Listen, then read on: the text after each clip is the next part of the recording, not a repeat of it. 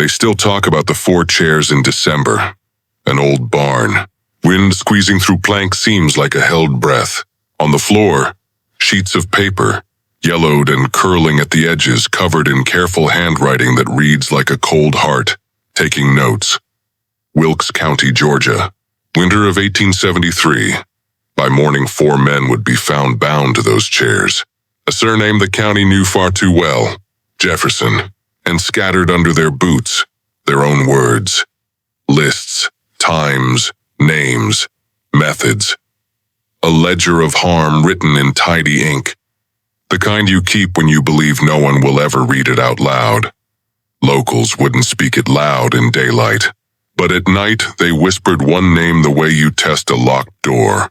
Josiah. If you're hearing this, you care about buried truth. Subscribe for stories they wanted lost, and comment your state below so we see how far this road runs. Because this is not just a story about 4 chairs. It's about the weight of years and the debt that calls your name in winter. Question for you. When the door finally opens, do you walk away or walk back through it? Wilkes County sits on red earth that stains your hands and won't wash out easy. Folks there learned that long ago some colors cling. In 1863, the Jefferson plantation stretched like a fist across 200 acres. Rows of cotton like ribs. A big house with tall windows. A barn that learned more about the dark than the fields ever did about light. People say a place carries its rules in the walls. On that property, the rule was simple. Fear first. Albert Jefferson ran the place, mid-50s. Voice that didn't rise, didn't need to. 3 sons he raised in his image. Each a different edge of the same blade. Bradford, 19, cool and meticulous. Sterling, 17, always smirking like he was drafting a plan. Clayton, 16, mean in the way some storms just are. Sudden, without a reason you can point at. Among the enslaved was Josiah, black. 12, shoulders too small for the loads he carried. Eyes that learned early how to stop giving an audience to cruelty. Hetty, his mother, worked the big house with careful hands. Jenny, 8, did what a child could with buckets and rags and silence. The county had a habit of keeping its voice down. Men at the store talked prices and weather. Women kept eyes on the road. Nobody asked too many questions about what traveled from the house to the barn at night. When the lamp went out in the big room, when the porch steps creaked, when the dogs lifted their heads and then looked away, that's when the air on that farm changed. You learn a lot by what doesn't get said. That winter, even the crows seemed to fly around the Jefferson place, not over it. We'll return to Wilkes County as our anchor, because dates and maps keep stories from drifting. When I say 1863 in Jefferson, I want you to picture red dirt on boots and a door that never opened out for certain people, only in for trouble. If a door keeps you in, who does it keep out? Josiah learned quickly. Silence is armor when a man wants you to scream. The Jefferson brothers noticed it too. A boy who wouldn't break the way they expected, who swallowed pain like a stone and stared back with eyes that said, "I'm still here," in daylight. They worked him hard and petty, the kind of petty that tries to teach you your name is less. In the evenings, they tested that silence again. We won't draw pictures here. This isn't for spectacle. It's enough to say the barn kept their secrets and the rafters remember. What hurt Josiah most wasn't just what happened to him. It was the threat that hung over Hetty and Jenny. A mother called to the big house too often. A little sister taught to fear footsteps. That kind of fear takes root. It grows branches in the mind.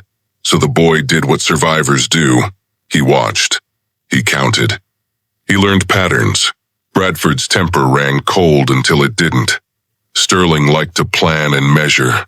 Clayton rushed things, then laughed when others picked up the mess. By spring, Josiah knew how the night moved on that farm. Who crossed the yard first, where keys hung, when boots hit boards. He learned how to breathe without sound, how to notice a window reflection, How to let a man think he'd gotten all the reaction he wanted, when what he got was nothing. In a world built to erase him, the boy began to memorize himself. You've got to name what hurts you, not to give it praise, but to keep it from owning your whole story.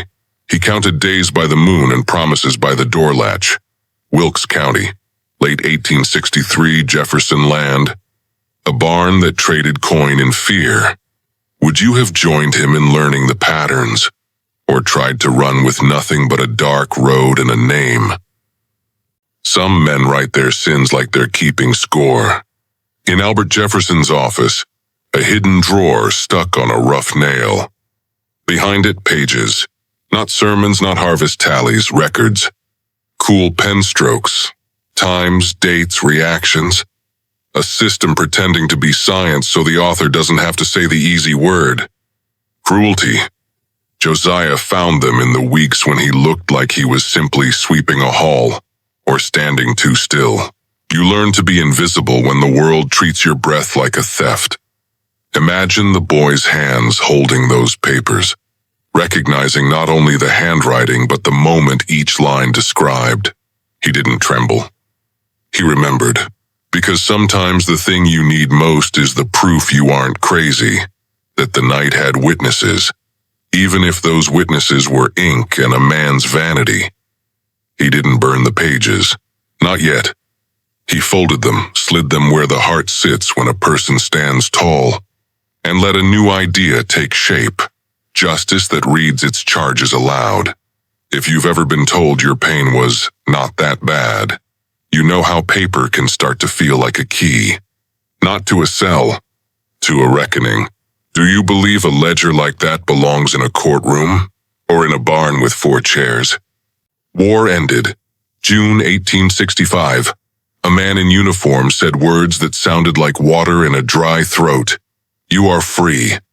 Freedom can feel strange when you've worn chains so long, your skin carved room for them. The Jefferson brothers didn't understand endings. On the last night before the people on their land could walk off it, they tried one more lesson. Rage doesn't make good teachers. It only writes deeper lines in faces and floors. Josiah left, but not far. He learned there is a difference between running and scouting.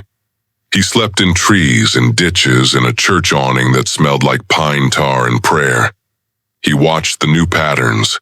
Which brother visited town on which day, which wagon creaked, which door stuck in damp weather. Then he traveled. Railroad, where he learned how timing is everything. Distillery, where he learned patience and the slow mathematics of drips and stillness. Stockyard, where he learned where a body is strong and where it fails without spectacle. He wasn't building a taste for harm. He was collecting tools. By 1867, the boy had become a man who didn't spend words. The scar under his shirt didn't itch as much. He stood straighter. He talked less. He had the pages and a mind that now measured time in winters, 1863 to 1865 to whatever year would carry his answer. Wilkes County, then the road, then Wilkes again. Dates in the spine, 1865 emancipation. Memory refuses to adjourn. Justice is a group project when the enemy wears a family name and a county. First came Marcus, black, mid-20s, hands like weathered cedar, eyes that didn't jump at loud sounds anymore because they had already heard the worst. Loss had taught him stillness. Not softness, stillness. Then Peter, black, around 30, once an overseer, knew the routes, the hand signals, the shortcuts through pine that swallow sound. He knew where men hid ledgers and where they hid selves. Oswald, 19, moved like a shadow that knew it was a shadow. Quick over fences, lighter on his feet than a lie leaving a rich man's mouth. 2 white men came later. Marshall, a Union veteran with a jaw that healed crooked and a knack for timelines. The man who had watched enough campaigns to know a fight is mostly preparation and silence.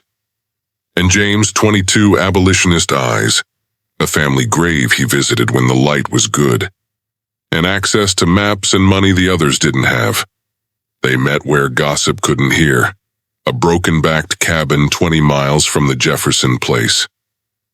They spoke in whispers, not about revenge as heat, about order, about sequence. No bragging, no speeches. Marcus said one thing that stuck. If we do it without noise. Not because we're scared, because we're right. Informants rose like grass, quietly, everywhere. A hand signal at the mill, a folded note under a church pew, a nod from a cook who had seen too much. The county had more eyes than the Jeffersons guessed. Most eyes just needed to know they weren't looking alone. Would you have joined them? Or kept your head down and prayed the wind turned? The plan is a map of tomorrow drawn with today's restraint. They charted the brothers. Bradford on Fridays at Murphy's Tavern, Sterling sneaking off on Tuesdays, Clayton drawn to bets and noise on Saturdays. Men like that keep schedules the way they keep trophies, without thinking anyone is studying the shelf. The barn they chose had a name once, Miller's, but time stripped the paint from the sign. It sat on land that didn't belong to the Jeffersons. That mattered. It was near enough to carry a bound man without raising a town. Far enough that the echoes belonged to nobody. Inside, they reinforced doors. Not to trap, to hold the scene until the truth was told. 4 chairs in a slight arc so every man could see the other's eyes. A table set not like a surgeon, not like a butcher, but like a clerk preparing files. Because this would be about records, theirs and his. They practiced the time it takes to move a body without panic, to tie a knot that holds but doesn't choke, to carry fear without letting it spill into clatter. They ran the routes under new moon and thin cloud, counting fence posts. 1, 5, 8, 13. Numbers become comfort when your hands shake. Symbols mattered. A rope not as a threat but as a line that finally draws a boundary. A chair not as a throne but as a witness seat. A ledger that would outtalk any man who tried to deny his own ink. A door that would for once be closed to the powerful and open to the story. No boasts. Just breath, practice, and the sense that winter suits certain work because it makes every sound and motive travel clean. December new moon. Murphy's Tavern. The room hummed with the kind of laughter that tries to own the air. Bradford and Sterling at their usual table. Clayton drifting in late, smelling like someone else's trouble. Marcus walked in like a man looking for work in a warm corner. He stood close enough to hear Sterling say something that made the room colder. Marcus didn't raise his voice. He looked, a long, even look that lands like a dare without the word. It was enough. Bradford stood. Sterling followed. That's Pride's leash, tight and visible. Outside, barrels stacked, lamplight thin and yellow. Marshall and Oswald waited where shadows take sides. The move was quick, quiet, practiced. A hand to a wrist, a cloth to a mouth, a rope that knew its job. No blows for show. No noise for neighbors. Marcus went back in for Clayton. Said something low and convincing about punishment behind the tavern. Every bully thinks he's been invited to his favorite sport. Clayton walked into the alley and into the quiet, and the quiet didn't let him go. By 2 in the morning, the wagon wheels rolled toward the Miller barn. James had the locks ready. Peter checked knots and doors like a man making sure his own memory was correct. Twice, then again. They didn't gloat. They didn't curse. They didn't rehearse speeches. They carried men the county had learned to fear, and set 4 chairs in a circle where truth would sit in the middle and point. December 1873, Wilkes County. Tavern to road to barn, 4 chairs waiting like winter tests your breath. They brought Albert last. Pride makes men late to learning. The barn door shut. The cold came in anyway, thin as a blade under wood. Masks off now. Faces bare. It mattered that every man saw the truth in the open. Josiah stepped forward. He didn't make a show of it. He stood where the lantern light held his face, and the Jefferson name stared at the child they had tried to reduce, now grown, now quiet. Recognition hit like a misfired shot. Loud inside, not outside. Albert tried a reasonable voice. Men like him think there's always a word that fixes a mess. He called the past then, as if time scrubs hands clean while a chair is still warm. Josiah didn't argue. He read. He unfolded their pages, dates, notes, tidy lines that said more in what they refused to name than in any adjective. He read Bradford's timings, Sterling's measurements, Clayton's little victories written like pencil marks on a doorframe. The brothers looked smaller with every sentence that came out of their handwriting. "This is your voice," Josiah said. "Tonight it gives testimony." He moved without haste. Nothing spectacular happened, and that was the point.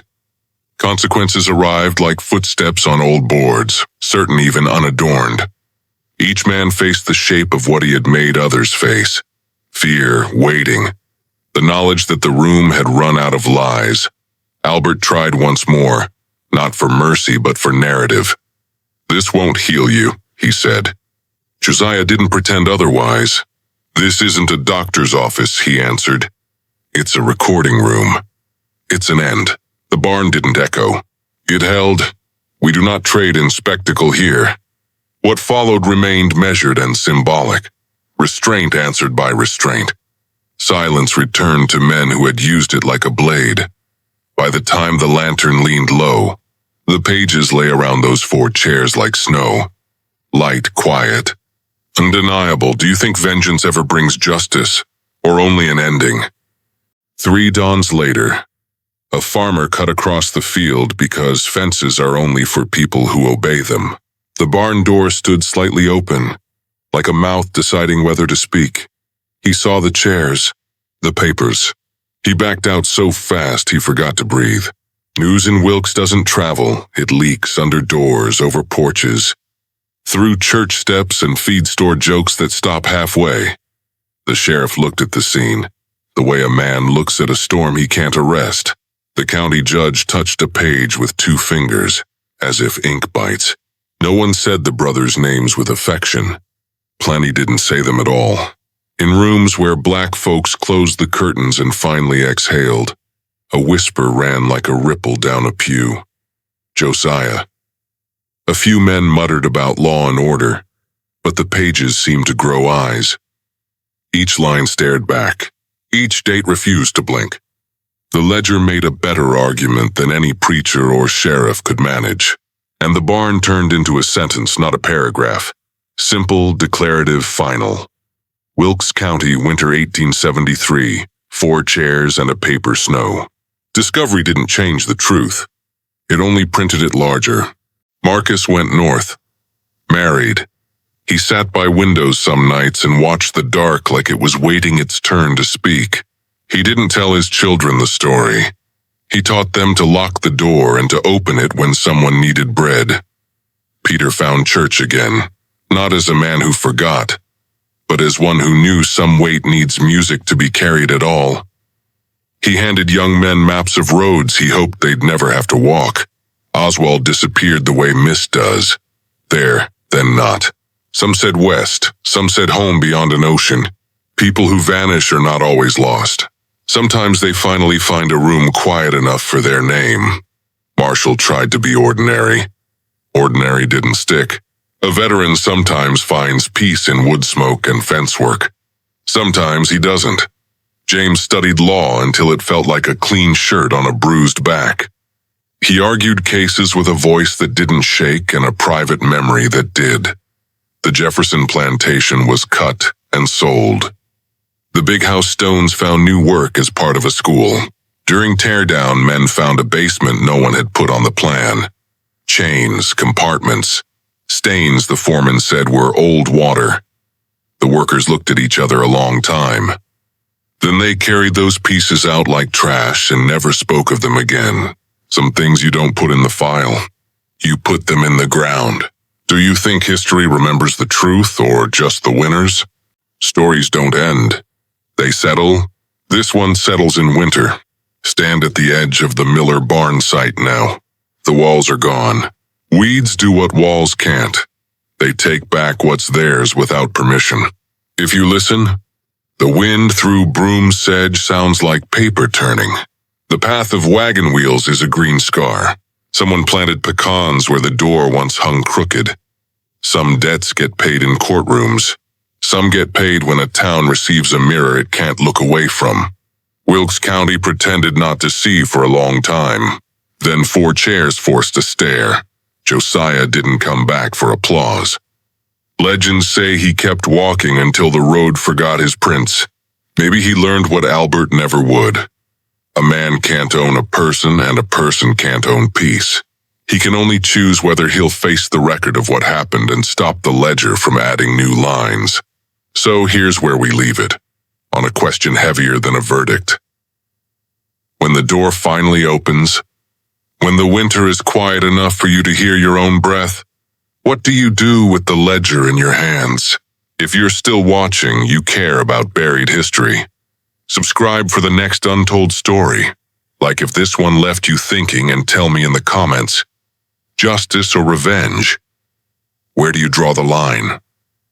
Share this with someone who needs reminding that the land keeps receipts and the wind knows how to read.